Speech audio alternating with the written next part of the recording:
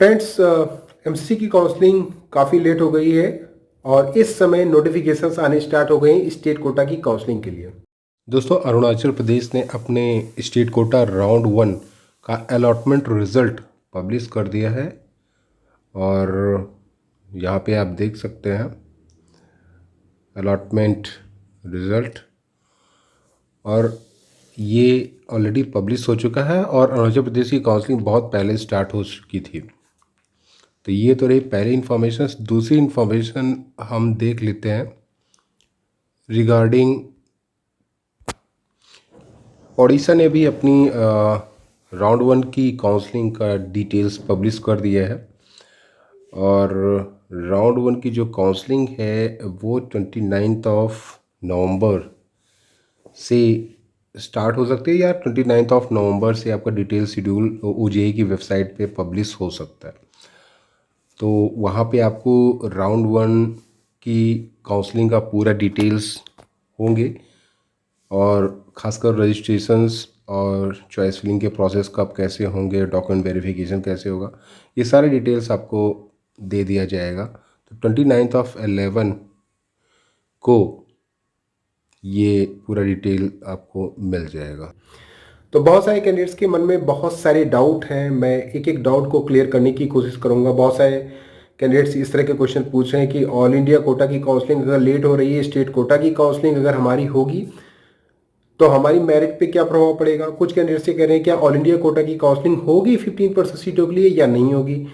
कुछ कैंडिडेट्स ये कह रहे हैं कि अगर हम स्टेट कोटा की सीटों को पहले ले लेंगे तो फिर ऑल इंडिया कोटा की सीटों को कैसे लेंगे। मीन्स बहुत सारे डाउट हैं कैंडिडेट्स के दिमाग में।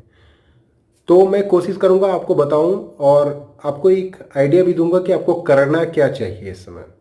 फर्स्ट टाइम चैनल पे है तो सब्सक्राइब कर लीजिए, वीडियो को लाइक कीजिए और शेयर कीजिए। दोस्तों, नॉर्मली एमसीसी की काउंसलिंग, ऑल इंडिया कोटा की काउंसलिंग पहले होती थी, उसका अलॉटमेंट रिजल्ट आना शुरू हो जाता था, तब कहीं जाके स्टेट के राउंड 1 की काउंसलिंग का नोटिफिकेशन स्टार्ट होता था। कुछ ऐसा होता था कि ऑल इंडिया कोटा की राउंड 1 हो जाता था, उसके बाद ही स्टेट कोटा का नोटिफिकेशन आना शुरू होता था। लेकिन इस बार क्या हुआ, ऑल इंडिया कोटा की काउंसलिंग को डिले कर दिया गया है और क्योंकि ओबीसी और ईडब्ल्यूएस का 8 लाख वाला जो कैप है, नीट पीजी का जो केस चल रहा है, उसको बताना है गवर्नमेंट को कि वो कैप क्या कम हो सकता है, ज़्यादा हो सकता है या क्या हो सकता है, इसके बारे में डिटेल बतानी है। हालांकि अगर वहाँ पे कुछ भी चेंजेस हुए तो फिर तो वो सारा चेंजेस हो जाएगा। मीन्स फिर तो वो स्टेट कोटा में भी ईडब्ल्यूएस आता है और ऑल इंडिया कोटा में भी ईडब्ल्यूएस होता है, तो हर जगह चेंजेस हो जाएंगे। तो क्या डिसीजन होता है ये मैटर करता है, क्योंकि उससे पूरी काउंसलिंग आपकी इफेक्ट करेगा, नंबर 1। दूसरा दोस्तों कि बहुत सारे बच्चे कह रहे थे कि ऑल इंडिया कोटा की काउंसलिंग हो नहीं रही है, स्टेट कोटा की हो रही है, तो क्या हम स्टेट कोटा में पार्टिसिपेट करें।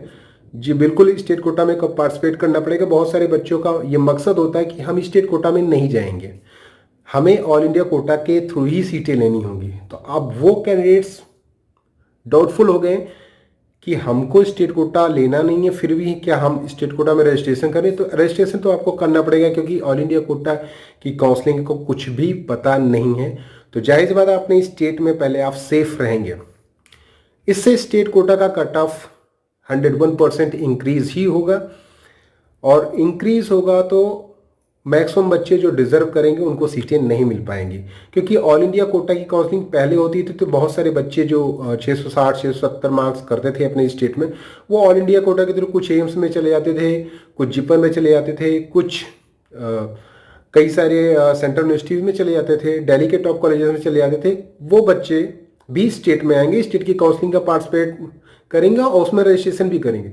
तो जाहिर सी बात है, यहाँ पे आपकी राउंड 1 की मेरिट अगर अलॉटमेंट शुरू हो जाता है एमसीसी की काउंसलिंग से पहले, ये बात ध्यान में रखिए, अगर अलॉटमेंट शुरू हो जाता है राउंड 1 से पहले तो आपका कट ऑफ राउंड 1 का हर स्टेट का बहुत ज़्यादा हाई हो जाएगा।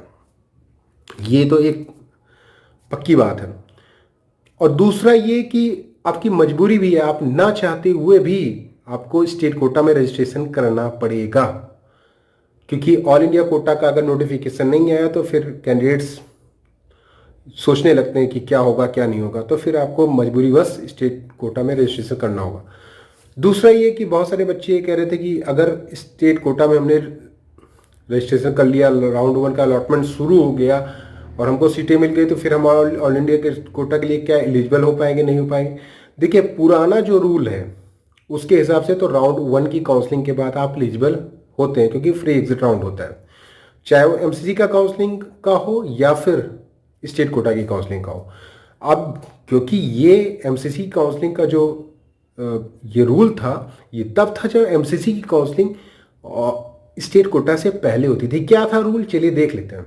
फ्रेंड्स, एमसीसी की काउंसलिंग का जो रूल था वो कुछ इस तरह से था। All India quota round one या डीम्ड यूनिवर्सिटी के राउंड वन में आप फ्री एग्जिट कर सकते थे। अगर आप सीट ले लिए हैं तो फ्रीली आप एग्जिट कर सकते हैं। लेकिन एआईक्यू राउंड टू या फिर डीम्ड यूनिवर्सिटी राउंड टू की काउंसलिंग में फ्री एग्जिट का ऑप्शन नहीं होता है। अगर आप फिर भी राउंड टू की सीटों को छोड़ना चाहते हैं, और तभी छोड़ सकते हैं जब आपने ज्वाइन नहीं किया हो। ये बड़ी अच्छी कंडीशन है। अगर आपने ज्वाइन नहीं किया तभी आप सीटों को छोड़ सकते हैं, और उसमें भी आपकी जो फीस है वो ले ली जाएगी, फीस आपको वापस नहीं मिलेगी। ठीक है। और अगर आपने ज्वाइन कर लिया है राउंड टू की सीटों को, मीन्स प्रॉपर जाके इंस्टीट्यूट में जाके आपने डॉक्यूमेंट वेरिफिकेशन करा के वहाँ पे सीट को कब्जा कर लिया है, ब्लॉक कर लिया है, तो आप फर्दर काउंसलिंग के लिए इनएलिजिबल हो जाएंगे। ठीक है। और यहाँ पे रजिस्ट्रेशन फ़ीस जो थी वो 10,000 रुपीज़ गवर्नमेंट के लिए और 2 लाख रुपीज़ आपका डीम्ड यूनिवर्सिटीज़ के लिए। ये आपका सिक्योरिटी फ़ी है, ये डिपॉजिट आपको नहीं मिलेगा अगर आपने राउंड टू की सीटों को लेने के बाद छोड़ दिया, वो भी ज्वाइन नहीं किया तब।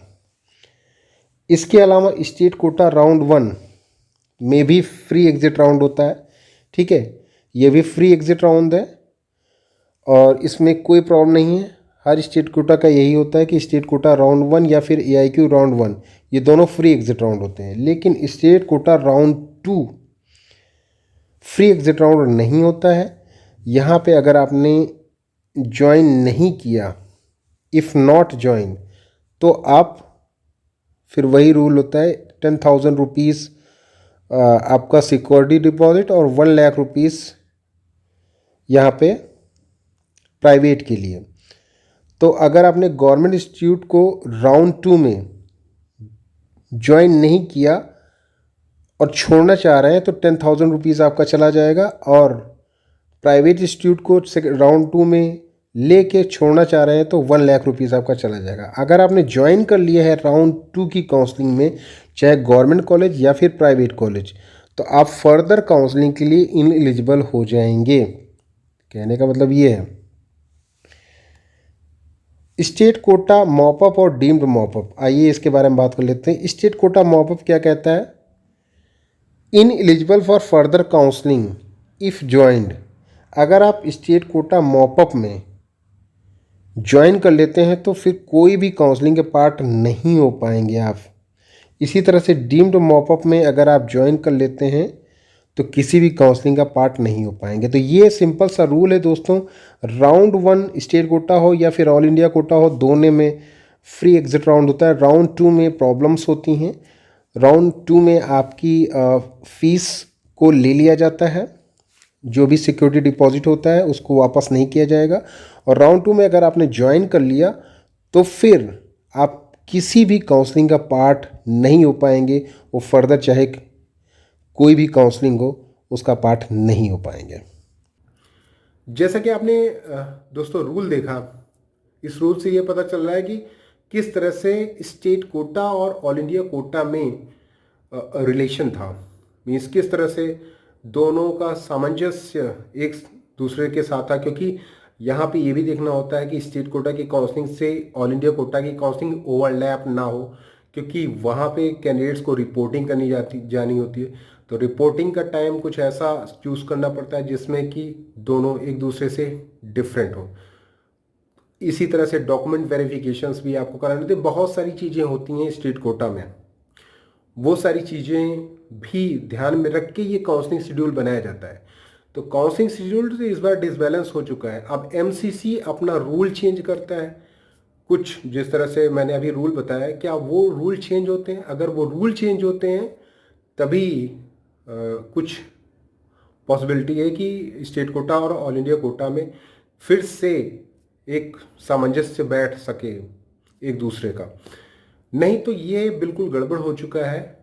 एक ही बात हो सकती है कि स्टेट कोटा की काउंसलिंग में रजिस्ट्रेशन हो जाए और डॉक्यूमेंट वेरिफिकेशन सब कुछ हो जाए, पूरा कराया रखे, और उसके बाद सीट अलॉटमेंट तब करे जब एमसीसी की काउंसलिंग का राउंड 1 फिनिश हो जाए।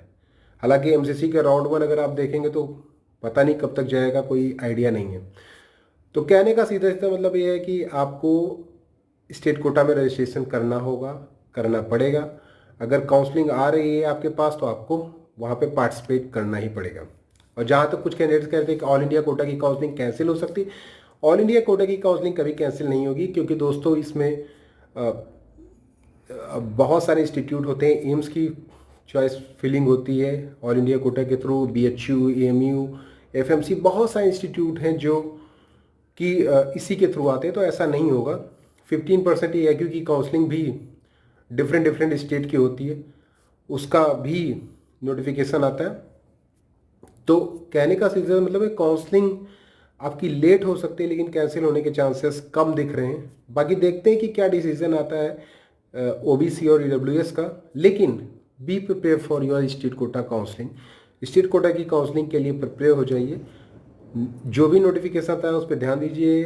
चॉइस फिलिंग होता है, चॉइस फिलिंग करिए, जो भी होता है जो करिए, क्योंकि ऑल इंडिया कोटा की काउंसलिंग का अभी कुछ अपडेट नहीं है। जब अपडेट आएगा तो देखा जाएगा क्या हो सकता है।